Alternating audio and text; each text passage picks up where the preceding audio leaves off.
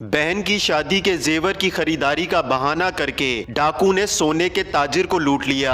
कहना मेरी सिस्टर की शादी है। जैसे उनको वो डब्बा दिखाया उसने फौरी मुझे वाले ने निकाल के उसने मुझसे कहा ये सारी चीजें मुझे दे दो। मुलजिम अपनी बीवी के साथ कोहाट फरार हो रहा था कि पकड़ा गया। उन्होंने बैग अपना जो है ना वो पैक किया हुआ था।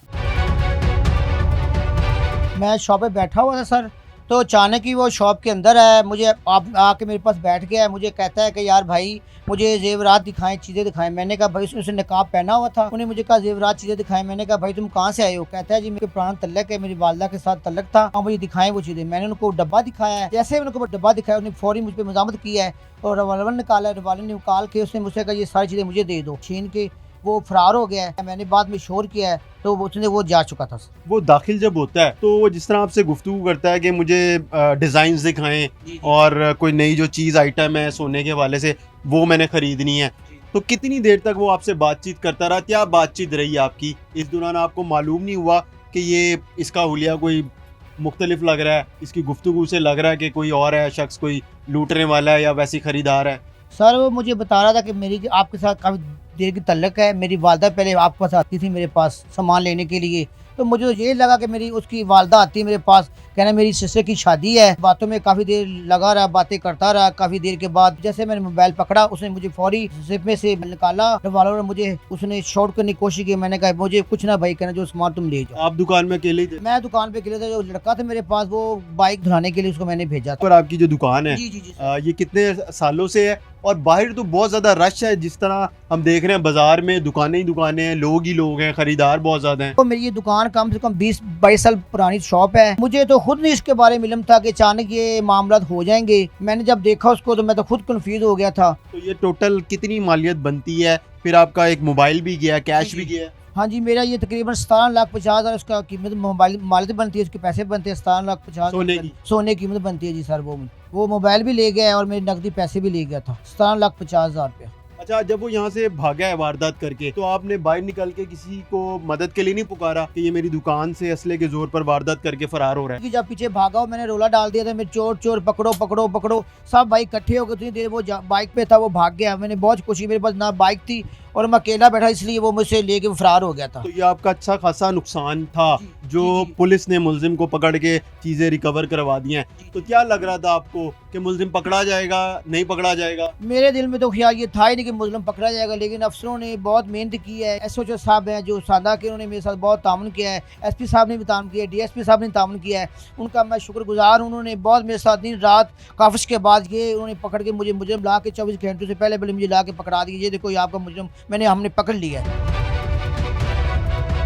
SP Iqbal town doctor Umar मौजूद है, इनसे जानते हैं। डॉक्टर साहब ये बताइएगा कि एक सुनार की दुकान में डाकू आता है, असला दिखाकर वहां से तकरीबन 17.5 लाख रुपए का सोना लूटकर चला जाता है। एक अदद मोबाइल होता है। तो ये कौन है मुलजिम और इसने इतना दीदा दिलेरी के साथ वारदात कैसे की? इसका ताल्लुक कहाँ से है? फिर पुलिस ने इसको कैसे गिरफ्तार किया? 15 की कॉल रिसीव हुई कि छोटा कीमाबाद बाज़ार है वहाँ सांदे के इलाके में, वहाँ पे एक ज्वेलर की शॉप है और वहाँ पे एक बंदे ने गन पॉइंट पे वहाँ पे सोना जो है वो उससे छीन कर फरार हुआ है। अब ये इंसिडेंट जो है ये हमारे लिए एक हेनस ऑफेंस है और जैसे कि आपने देखा है कि पिछले 1.5-2 साल से जो है लाहौर में बतरीज क्राइम में कमी आई है। उसमें हमारी सीनियर कमांड की बड़ी क्लियर डायरेक्शंस हैं कि जब भी इस तरह का ऑफेंस हो तो फिर जो भी हमारे पास ह्यूमन रिसोर्स अवेलेबल है, जो टेक्नोलॉजी अवेलेबल है, उसको हम रुए कार लाते हुए जो पब्लिक प्रॉपर्टी है उसकी हिफाजत के लिए, उसको रिकवर करने के लिए जो भी हम कर सकते हैं हम करें। और मैं खुद वहाँ पे एक मौके पे गया, मेरी बाकी टीम भी वहाँ पे मौके पे पहुंची ताकि हम हालात वाक़यात का जायज़ा भी लें और जो कंप्लेनेंट है, जो कॉलर है, उसकी जो अश्योरेंस है उसको हमने मतलब ये यकीन दिलाना होता है कि आपके साथ जो वारदात हुई है उसका कंसर्न उसको जितना है पुलिस को भी उतना है और पुलिस उतनी ही मेहनत से इसको हम ट्रेस भी करेंगे और रिकवर भी करेंगे, कोई इसमें कसर नहीं छोड़ी जाएगी। तो वहाँ पे हमें जो उन्होंने बताया, एक लड़का मोटरसाइकिल पे आकर वो उससे बातें करता रहा, बातों में उसको उलझाता रहा। मुख्तलिफ बातें करने के बाद जब उसने देखा कि अब जो है वो मौका ठीक है वारदात करने का, तो उसने पिस्टल निकाली। पिस्टल निकाल कर उसने जो है ना वहाँ पे मौजूद चेन्स थी और अंगूठियाँ थी वो उसने निकाली और फिर इस तरह से वो तेज़ी के साथ बाहर की तरफ निकल के मोटरसाइकिल पे सवार होकर चला गया। फिर हमने वहीं पे सीसीटीवी कैमरा भी मौजूद था और सीसीटीवी कैमरा से भी हमने देखा कि वो 10 से 11 मिनट के लिए बैठा रहा। मालिक था दुकान का, सुनार जो है, वो इसको जानता था मुलजिम को? नहीं, वो इसको बिल्कुल नहीं जानता था। उसने ये बताया था कि ये लड़का 2 दिन पहले भी आके इसने थोड़ी बहुत बातें की हैं, कुछ रेट वगैरह पूछा है चीज़ों के, और ये पूछा है कि कोई नया डिज़ाइन आया है, ये पूछ के वो वापस चला गया। वारदात के दिन वो फिर आया, जिस मोटरसाइकिल पे था वो उसका नंबर हमने भिजवाया कि ये नंबर किसके नाम पे रजिस्टर है, लेकिन वो एक फेक नंबर प्लेट थी। उस दिन जो हमारे पास फुटेज थी, उस दिन की उसमें उसने मास्क लगाया हुआ था, बाहर उसने हेलमेट पहन के वो निकल गया। तो लेकिन जब हमने उससे 2 दिन पहले की फुटेज निकाली तो वहाँ पे हमें उसका चेहरा जो है ना वो नजर आया कि उसने मास्क नीचे किया हुआ था। या सेफ सिटी कैमरा से हमने हेल्प ली, लोकल कैमरा से हमने हेल्प ली। 36 आवर्स कंटिन्यूस जो है ना वो उसकी मूवमेंट को ट्रैक करते करते फिर हम एक पॉइंट पे पहुंच गए। हमें लगा कि इस गली में जो है ना वो क्योंकि वहाँ पे हमें कैमरे से हेल्प नहीं मिल रही थी, फिर अब फर्दर उसको वहाँ से ट्रेस करने के लिए हमने उस पूरी गली में एक रैंडम सर्च ऑपरेशन किया, और वहाँ पे फिर हमने तमाम जो है ना कि ये घर में कौन रहता है और कितनी प्रॉपर्टीज़ जो हैं यहाँ पे रेंटेड हैं और कितने जो हैं यहाँ पे मालिक मकान है और कितने अरसे से ये रेंटेड वाले रह रहे हैं, उनका कोई किराएदार इंदराज है, वो सारा कुछ हमने अपने पास नोट कर लिया। हमें 2-3 घर हैं उनका हमने आइडेंटिफाई कर लिया कि इन घरों में जो है ना ये पॉसिबिलिटी है कि वो जो ये हमारा एक्यूज है, सस्पेक्ट है, ये इन घरों में से रहता है या निकलेगा। जब वो घरों से वो बंदा निकला, पिक्चर उन्होंने ऑलरेडी उसकी जो है ना वो देखी हुई थी, तो फिर उसके थ्रू उन्होंने उस बंदे को पकड़ लिया।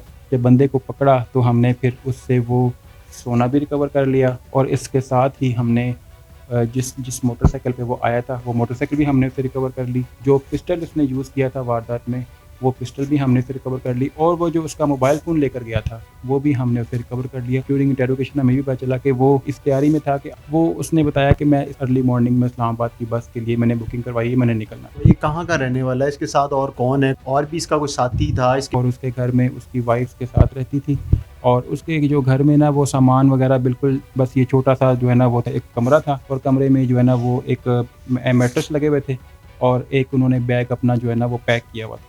इसके अलावा और एक मोटरसाइकिल जो है ना वो उनकी गैराज में खड़ी थी। तो यही लग रहा था कि ये आए ही यहाँ पे इस मकसद के लिए, यही अपना काम करने के बाद फिर इस तरह से रोक हो जाते हैं। कि जब हमने इसको इंटेरोगेट किया और इससे ये पूछा कि ये 2 दिन पहले भी आया था, इसका क्या मकसद था, तो उसने फिर सारी बात बताई। ये बेसिकली वो कह रहा था कि मैं उस बाज़ार में 4-5 ज्वेलर्स की शॉप पे मैं पहले भी गया था और उस दिन भी मैं गया था। उसका मकसद था रैकी करना। वो ये देख रहा था कि इन सारों में से कौन है जो सॉफ्ट टारगेट है। बाकी शॉप्स में मुझे लगा कि वहाँ पे सिक्योरिटी के इंतजामात बेहतर हैं, मतलब वहाँ पे सिक्योरिटी गार्ड है, वो लोग ज़रा जवान हैं या 2 हैं, या वहाँ पे दुकान में लोगों का आना जाना है, जिसकी वजह से वो उसने वहाँ पे वारदात नहीं की।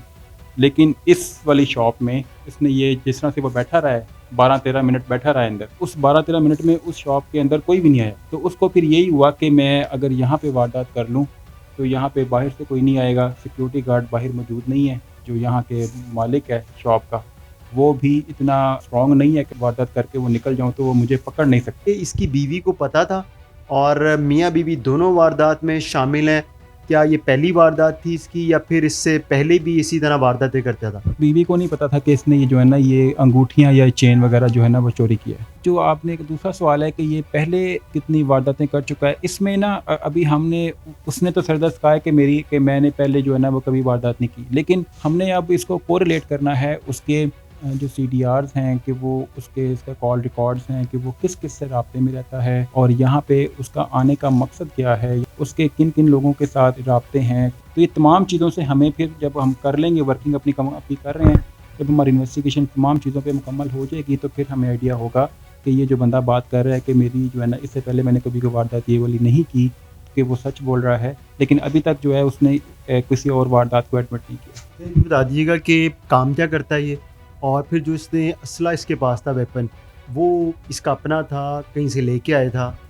नहीं, ये वेपन जो है ये खुद कहीं लेके आया था। ये जब कह रहा था कि मैं जब वहाँ से आता हूँ तो मैं अपने साथ ये वेपन जो है वो ले आता हूँ, और ये इसका अपना ही है, ज़ाती वेपन है। लेकिन उसके पास अभी तक हमें इसने कोई सबूत नहीं दिया कि वो उसके नाम पे रजिस्टर। काम इसने बताया था कि पहले मैं किसी मैकेनिक की शॉप पे काम करता था, लेकिन फिर मैंने कुछ अर्से के बाद वहाँ से छोड़ दिया। अभी हम उस शॉप से भी कंफर्म कर रहे हैं कि वो बंदा हमें ये ज़रा ये बताए कि ये जब उसकी शॉप में था तो उसने इसका बिहेवियर, इसका कंडक्ट और ये सारी चीज़ें कैसी देखी हैं। लेकिन अभी तक इसने हमें ना कोई ऐसी चीज़ बताई नहीं है। ये हमें अभी इसने सिर्फ ये बताया कि मैं एक मैकेनिक की शॉप में काम करता था कुछ अर्से के लिए, फिर मैंने वो तनख्वाह कम देता तो मैंने वो छोड़ दिया।